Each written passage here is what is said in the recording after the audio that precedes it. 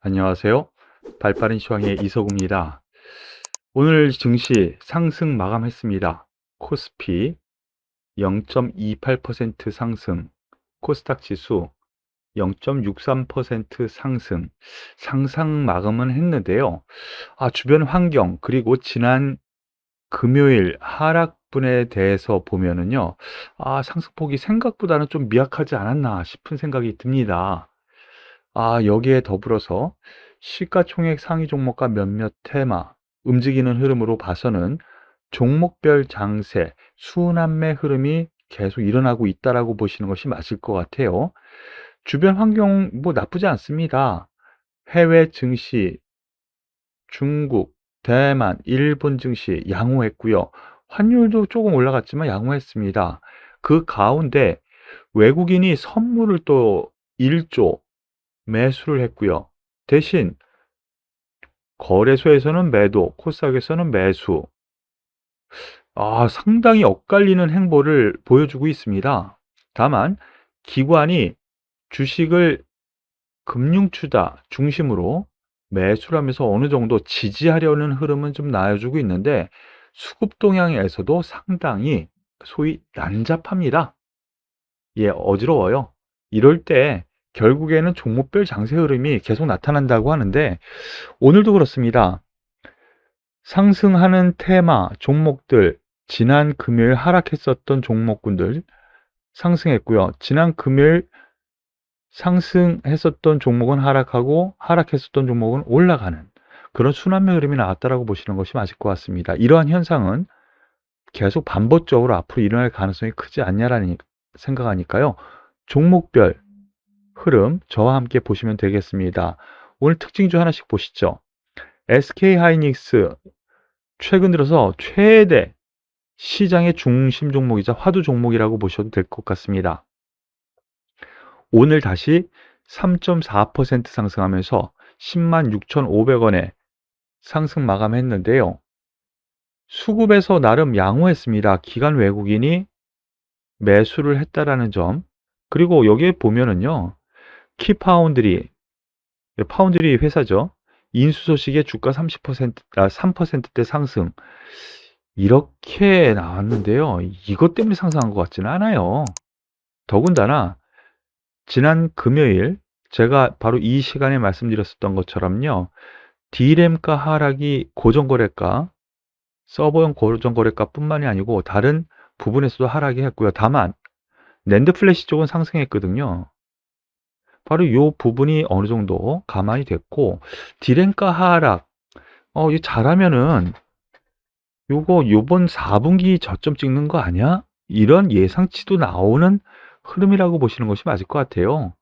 그래서 주가 흐름은 지금 10만 원 아래에서는 매수가 쭉 들어오면서 소위 섬골 반전형이 됐습니다. 여전히 저 같은 경우에는요, 이 연초에 있었던 15만 원에서 하락했었던 낙폭 과대, 그에 따른 자율 반등 정도로 1차적으로 11만 5천 원 가까이, 11만 2천에서 5천 원 가까이는 1차적으로 보고요. 13만 원까지 중기적으로 더 봐도 되지 않을까라는 판단 여전히 유지하겠습니다. 더불어서 다음 종목으로 현대차 한번 보겠습니다. 현대차.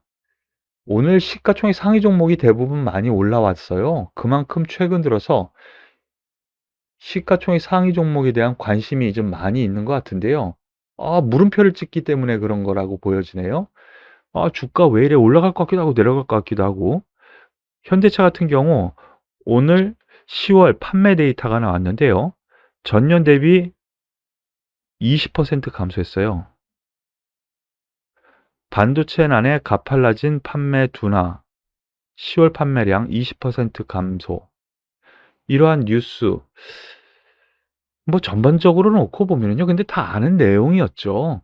그럼 주가 반응은 어떻게 되느냐? 그것에 대한 부분을 좀 보면 될 것 같아요. 소위 하락이 있었고요. 거기에다가 이거 역 헤드 앤 숄더라고 하는 볼 수 있거든요. 이렇게 놓고 보면은 일단 바닥 국면은 지났다라고 보여집니다.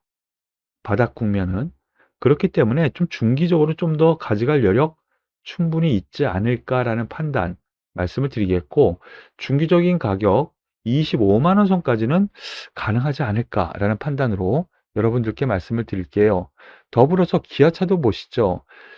뭐 거의 비슷한 맥락입니다. 그쵸? 그런데 기아차가 저평가 요인이 좀 더 있습니다.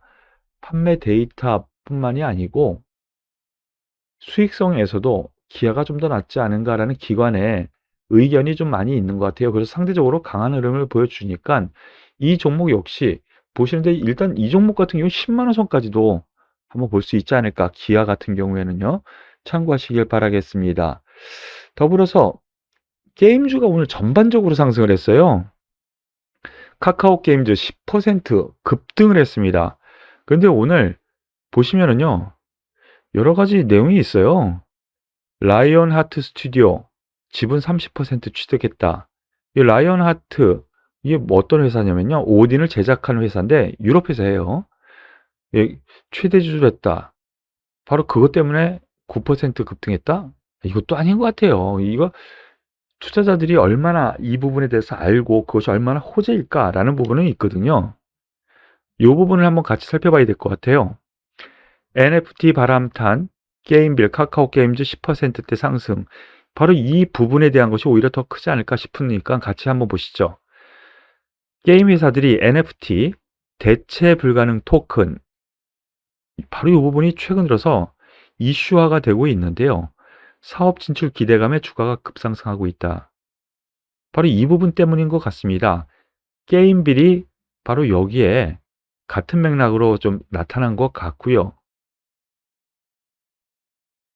여러 가지 있겠지만은 가상화폐 관련 NFT가 게임에서는 활용 가능하다라는 부분, 그것으로 생각하시는 것이 맞을 것 같아요. 그래서 카카오 게임즈 같은 경우는 10% 넘게 상승을 했는데, 이거 제가 지난주에 그어놓은 바로 그 가격, 예, 87,000원까지 왔네요. 1차 목표가는 달성한 것으로 보입니다. 다만 여기서 조정 가능성이 있으니까 그 부분은 참고하시되, 새로운 모멘텀, NFT라는 모멘텀이 새로운 먹을거리로 또 대두가 되고 있잖아요. 그런 점에서 놓고 보면은 5일선 근처에서의 조정 시 매수 관점도 같은 맥락으로 보셔도 될 것 같습니다. 이건 무슨 얘기냐면요, 트레이딩 관점이라는 거예요. 좀 더 올라가면 매도했다가 5일선에서 산다, 이런 개념이라는 거. 그리고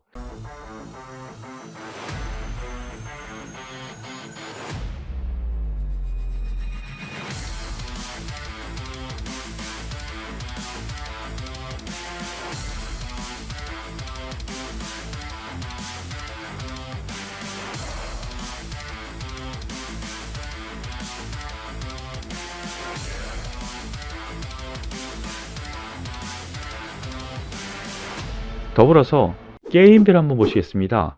게임빌 같은 경우에는요, 자회사로 컴투스를 가지고 있는데요. 컴투스, 저평가 매력이 충분히 있는 게임 회사예요. 그래서 최근 들어서 많이 올라오기는 했습니다. 그런데 컴투스를 가지고 있는 게임빌, 최근 들어서는 훨씬 더 급등세를 보여주고 있죠. 게임 회사에서는 가장 저평가라는 기관의 의견이 계속 있었고요. 그리고 앞서 보셨던 것처럼 NFT를 활용 가능한 회사이기 때문에 게임주에서 최근 들어서는 선도주, 대장주로 나서고 있습니다. 역시 대장주 좀 더 볼만하지 않은가? 조정 시에는 매수 관점 말씀을 드릴게요. 대한항공도 한번 보겠습니다. 시가총액 상위 종목에서 대한항공, 위드 코로나 관련주로 많이들 관심이 많으시죠? 특별한 이슈는 없었습니다. 눈높이 올라간 대한항공 주가, 항공화물 강세, 여행 수요 회복, 기대감. 이거 둘 다 좋은 얘기죠. 항공화물은 여전히 좋고, 지금 위드 코로나, 해외 여행 드디어 시작 앞두고 있죠. 그 기대감도 있다라는 거예요. 그런데 주가는 최근 들어서 힘을 못 쓰네요. 그 기대감은 일정 부분 반영됐다라고 보는 것 같습니다. 그보다는요, 최근 들어서의 흐름을 보면은요, 유상증자가 있었죠. 그렇기 때문에 시가총액은 상당히 비대해졌어요. 시가총액은 상당히 비대해졌기 때문에 그 부담감도 어느 정도 있다라고 보시는 것이 맞을 것 같네요. 자, 그러면은 다음 종목 계속 이어서 가보겠습니다. 맥스트, 오늘 대장주로 맥스트가 10% 넘게 상승하면서 주변주를 이끌었는데요. 메타버스 ETF가 계속 발매가 되고 있죠. 각 운용사에서요. 그래서 ETF가 설정이 돼서 발매가 되면 그 관련해 가지고 관련주들은 매수를 하게 되죠. 최근 들어서 이 메타버스 ETF 호조, 바로 이 뉴스예요. 그 중에서도 맥스트 신규 상장 종목인데 대장주로 오늘은 나섭니다. 역시 메타버스 관련해 가지고는요, 여러 종목 다 볼만합니다. 그 중에서 대장주 맥스트 오늘 강세를 보여주었고요. 더불어서 자이언트 스텝, 이 종목도 뭐 완전 대장주 역할을 했었죠. 그런데 오늘은 맥스트 서로 주거니 받거니 하면서 올라갈 거다라는 쪽으로 한번 보시고요. 메타버스 관련해 가지고 인트로메딕, 싸이월드가 메타버스의 효시격이다라고 제가 예전에부터 말씀을 드리면서 관심주 말씀드렸었는데 아주 좋은 모습으로 흘러갑니다. 긍정적인 메타버스 관련주로 보셔도 괜찮지 않을까라는 생각이니까 참고하시고요. 덱스터도 이 증강현실이라든가 여기에서 상당히 각광을 받으면서 관련주로 엮여 있거든요. 그러니까 덱스터까지 관련주로 묶어서 한꺼번에 보시는 것을 권해드리겠습니다. 정치인 관련주에서 안랩이 오늘 급락했어요. 좀 이상하게 생각하실 수도 있을 것 같은데요. 왜냐하면 안철수 대표라고 해야 되나요? 예, 대선 출마하겠다. 그 뉴스가 나오면서 오늘 급락을 했거든요. 그것이 이 회사의 악재일까? 아니에요. 그렇게 보시면 안 되고요. 안철수 관련주로 그동안 많이 올랐습니다. 이거 왜 올랐을까? 생각을 한다면 그 기대감이에요. 대선 출마 선언하지 않을까? 그 기대감. 그래서 소위 세력들이 또 끌어올린 점도 있다고 생각하시고요. 거래량을 보더라도요. 오늘 한 번에 쑥 밀어낸 거를 보면은요. 그 발표 시점, 즉 기대감에 사서 뉴스에 팔아라라는 흐름처럼 오늘 급락이 나왔다라고 보시는 것이 맞을 것 같아요. 일단 고점은 찍은 것 같다라는 판단입니다. 그러니까 반등 시에는 매도 관점으로 보시는 것을 권해드릴게요. 마지막으로 삼성중공업, 조선주에서 삼성중공업 오늘 약세를 좀 보여주었는데요. 그동안 유상증자, 이 청약 상당히 좋을 것 같다. 그리고 계열사들 참여한다. 바로 이러한 뉴스 때문에 지난주에 꽤 좋은 흐름 보여줬거든요. 청약 관련. 하지만 지금 보시면은 바닥에서 이제 기어 올라오는 흐름이에요. 그런 점에서 저는 이 종목 트레이딩 관점 한 5,900원 선을 이탈하지 않으면 긍정적으로 보시는 걸 권해드리고요. 다만 대장주로는요. 현대미포조선, 여기서부터 말씀을 드렸었죠.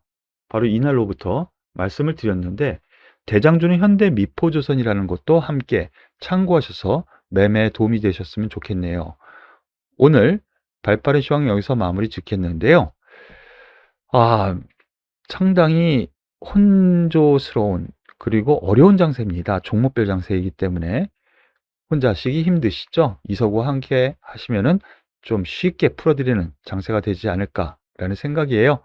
앞으로도 함께 하세요. 도움이 되셨다면 좋아요, 구독, 그리고 댓글까지 부탁드리겠습니다. 수고하셨습니다.